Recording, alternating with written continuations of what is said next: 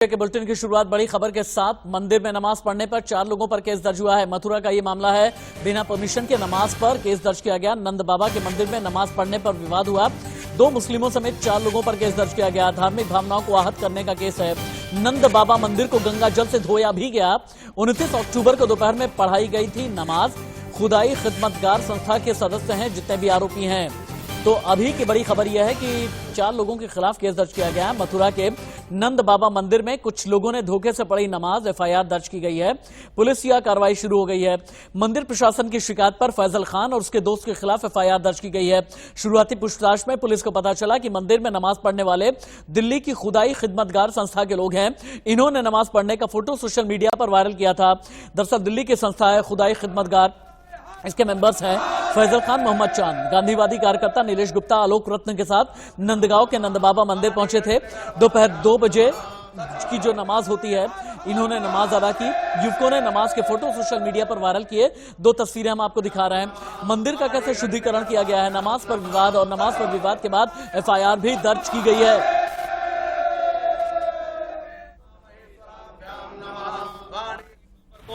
थाना बरसाना में नंद बाबा मंदिर के सेवायत श्री कान्हा गोस्वामी द्वारा सूचना दी गई कि विगत 29 अक्टूबर को 2 व्यक्तियों द्वारा मंदिर परिसर में आकर दर्शन किया गया। इसी दौरान उनके द्वारा नमाज अदा कर ली गई। इस सूचना पर अभियोग पंजीकृत कर लिया गया है। शीघ्र ही साक्ष्य के क्रम में अग्रिम विधि कार्रवाई सुनिश्चित की जाएगी। यूपी सरकार के एकमात्र मुस्लिम मंत्री नाम मोहसिन रजा, खुर्रम निजामी ने मोहसिन रजा से बात की और यह समझने की कोशिश की कि कहीं ऐसा तो नहीं कि सनातन पंथियों के खिलाफ पूरे यूपी में कोई बहुत बड़ा षड्यंत्र किया जा रहा है। क्योंकि कभी लव जिहाद का मामला उठ जाता है, तो कभी मथुरा से लेकर के काशी के ज्ञानवापी का केस भी गरमाया हुआ है। तो ऐसे में नंदगांव में नंद बाबा के मंदिर में अगर नमाज पढ़ी गई है, इसके पीछे कोई बड़ी साजिश तो नहीं।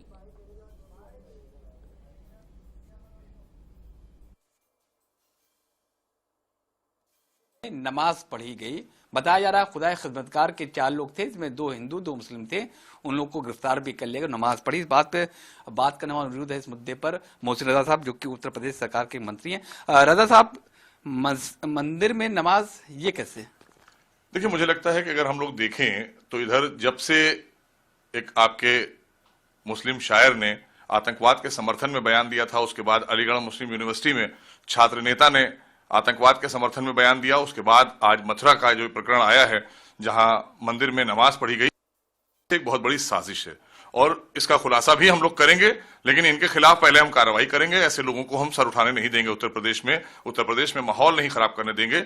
लेकिन ये सच है कि 22 के चुनाव को देखते हुए ये सारी साजिशें विरोधी दलों की हैं और उनको अपना स्टैंड साफ करना चाहिए कि इस तरह की ओछी राजनीति या इस तरह से आप उत्तर प्रदेश के अंदर सौहार्द खराब करना चाहते हैं, जो भाईचारा है उसको बिगाड़ना चाहते हैं, एक तरीके का साफ संदेश है और हम इसको होने नहीं देंगे।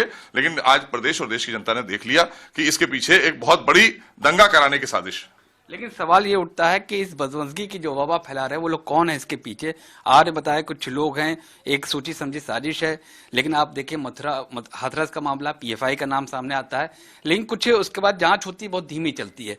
तो अगर जांच तेजी से चले और तेजी से वो नाम सामने आ जाए तो ज्यादा बेहतर नहीं होगा? जांच एजेंसियों ने साफ कर दिया है। आज एसआईटी की जांच भी वापस आ चुकी है, पटल पर आ गई है सरकार के, और साफ हो गया कि लोग यहाँ पर माहौल खराब करना चाहते थे और उसमें साफ तौर पर कांग्रेस का नाम आया। आपने देखा है कि कांग्रेस के नेता सड़क पर गिरे जा रहे थे मथुरा कांड में। तो इस तरह की चीजें जो भी निकल कर आ रही हैं, और ये जो शायर ने बयान दिया है आतंकवाद के समर्थन में, और मुस्लिम यूनिवर्सिटी का जो मामला आया, तो साफ तौर पर जो शायर हैं उनकी बेटी को अभी कांग्रेस ने कुछ दिन पहले अपने यहाँ लिया है। तो ये उत्तर प्रदेश में अच्छी सरकार चल रही है, कानून का राज है, वो इन्हें पसंद नहीं है। ये वही तुष्टीकरण की राजनीति करना चाहते हैं, इसलिए माहौल खराब करने की साजिश है। यही राजनीतिक दल इसके पीछे, हम तो यही मानेंगे या अपना स्टैंड साफ करें आकर। यूपी के एक मंत्री का तो यह कहना है कि इसके पीछे कोई ना कोई राजनीति है। लेकिन यूपी के बिजली मंत्री श्रीकांत शर्मा ने बहुत बड़ी बात कही है। उनका यह कहना है कि जिस तरह से मंदिर के अंदर नमाज पढ़ी गई है, इसे लेकर के यूपी सरकार हो गई है सख्त। मंदिर में नमाज पढ़ने पर यूपी सरकार है सख्त। आरोपियों के खिलाफ सख्त कार्रवाई की जाएगी, यह कहना है यूपी के बिजली मंत्री श्रीकांत शर्मा का। कुछ लोग प्रदेश के वातावरण को दूषित करना चाहते हैं। उत्तर प्रदेश में बहुत कठोर कानून है, देश में भी बहुत कठोर कानून है और सरकार ऐसे असामाजिक तत्वों से सख्ती के साथ निपटेगी। इंडिया न्यूज संवाददाता खुर्रम निजामी ज्यादा जानकारी के साथ इस वक्त जुड़े हुए हैं। खुर्रम, मुझे ये बताएं कि जिन लोगों के खिलाफ एफआईआर दर्ज की गई है, अभी समझ में क्या आ रहा है, इनकी मंशा थी क्या? जाकर के नंदगांव में नंद बाबा के मंदिर में इन्होंने नमाज पढ़ी, उसके बाद सोशल मीडिया पर फोटो भी वायरल कर दी, क्या इनकी नीयत क्या थी?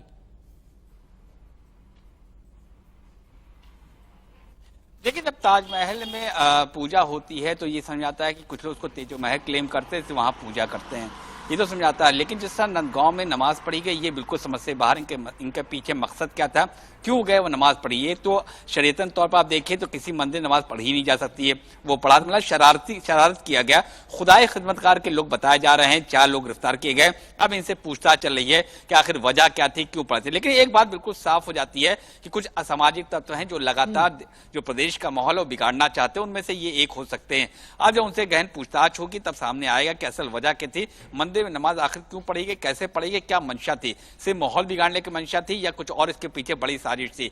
देखिए, जिस तरीके से हालिया 6 महीने में आप देखिए, या यूं कह लीजिए कोरोना काल के बाद आप देखिए जिस तरीके से ऐसे इंसिडेंट्स लगातार बढ़ रहे हैं। आप देखिए हाथरस को देखिए, वहां पीएफआई का नाम सामने आया है, और उसके बाद अब ये मथुरा वाली नंदगांव का मामला सामने आता है। ठीक है, यानी यूपी सरकार को भी ये लगता है कि यूपी में कोई है जो माहौल बिगाड़ने की कोशिश कर रहा है। खुर्रम निजामी, बहुत शुक्रिया आपका इस तमाम जानकारी के लिए। लेकिन आगे मैं आपसे ये जरूर समझूंगा कि यूपी सरकार का ये कहना है कि सख्त एक्शन लिया जाएगा, वो सख्त एक्शन क्या होगा। लेकिन नंद बाबा के मंदिर में नमाज अदा करने पर हिंदू धर्म गुरुओं ने भी कड़ा एतराज जताया है।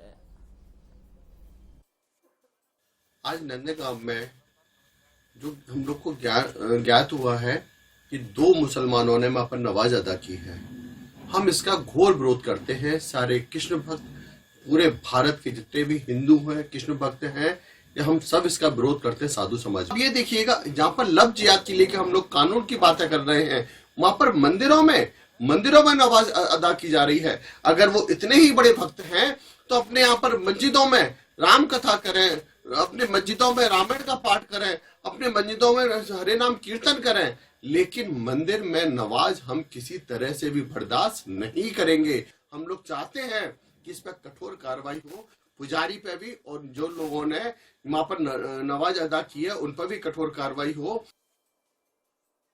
नंदगांव बरसाना के पास में हमारे ब्रज मंडल में नंद भवन है, नंद बाबा का दिव्य कृष्ण बलराम का मंदिर है, पूरे परिवार सहित। और वहां किसी मुस्लिम लोगों ने और वहां नमाज पढ़ी है। ये तो बहुत ही गलत है, सदा ही गलत है, और ये हमारे माहौल को खराब करने के लिए यह कृत्य किया गया है। और मैं प्रशासन से निवेदन करूंगा कि ऐसे लोगों को पकड़कर सीधे मुकदमा किया जाए और एफआईआर की जाए। अगली खबर बहुत बड़ी है। हरियाणा में वल्लभगढ़ के बाद रेवाड़ी से सामने आया लव जिहाद का केस। इस वक्त की ब्रेकिंग न्यूज है। रेवाड़ी में 21 दिन से लापता लड़की का कोई सुराग ही नहीं है। परिवार ने जानकार मुस्लिम शख्स पर लगाया है आरोप। 16 साल की नाबालिग को भगाकर ले जाने का आरोप है। पीड़ित के घर में जेसीबी ऑपरेटर है आरोपी। तो बल्लभगढ़ में लव जिहाद का मामला सुर्खियों में रहा। मामला भी ठंडा नहीं हुआ कि रेवाड़ी जिले के खोल थाना अंतर्गत एक और लव जिहाद का मामला सामने आया। एक मुस्लिम शख्स हिंदू नाबालिग लड़की को अपने प्यार के जाल में फंसाकर 9-2-11 हो गया। परिवार ने शिकायत की। 11 अक्टूबर को खोल थाना में मामला दर्ज हुआ, लेकिन 21 दिन बीतने के बावजूद पुलिस न तो इस शख्स को पकड़ पाई, न ही लड़की के बारे में कुछ भी पता चल पाया है। पुलिस का दावा है कि उन्होंने दोनों को ढूंढने के लिए कई टीमों का गठन किया है। अगर ऐसा होता है तो परिवार पुलिस की कार्रवाई से असंतुष्ट नहीं होता और एक मां को लोगों से इस तरह से गुहार लगानी नहीं होती। 11 अक्टूबर को एक लड़की मिसप्लेस के बारे में रिपोर्ट दी थी और उन्होंने बताया था कि भाई उनके परिवार में कोई एक लड़का भी काम करता है, जो पहले उनकी वो लड़का भी गायब है और वो लड़की भी गायब है। लड़का काफ़ी देर पहले चला गया था, उसके करीब 6 घंटे बाद में लड़की गायब है। जो ही पुलिस को सूचना मिली, प्राथमिकी दर्ज कर दी गई और लगातार रेड की जा रही है। हर ठिकानों पर रेड की गई है, काफ़ी ठिकानों पर लगातार रेड की जा रही है। अब भी अलग से टीम गई हुई है और रेड जारी है। परिवारजन भी रेड में शामिल रहते हैं और उनको भी पता है कि लड़की के ट्रेस आउट के लिए भरसक प्रयास लगातार किए जा रहे हैं। अभी तो यही पता चला है कि लड़की परिवार उनसे घर से गायब है, तो वो सब चीज़ों का लड़की ट्रेस आउट होने पर खुलासा हो जाएगा। रेवाड़ी का ये लव जिहाद का ताजा मामला है। बल्लभगढ़ आपको याद होगा, निकिता हत्याकांड से लेकर न सिर्फ फरीदाबाद में माहौल गर्म है बल्कि पूरे हरियाणा में ही सियासत चरम पर है। और हरियाणा ही नहीं बल्कि हरियाणा से निकल करके यूपी तक भी सियासत हो रही है। हरियाणा में भी लव जिहाद के खिलाफ कानून लाया जाएगा। यूपी के सीएम योगी आदित्यनाथ पहले ही यूपी में लव जिहाद के खिलाफ कानून बनाने की बात कह चुके हैं। हरियाणा सरकार ने भी एक नया कानून बनाने की तैयारी कर ली है।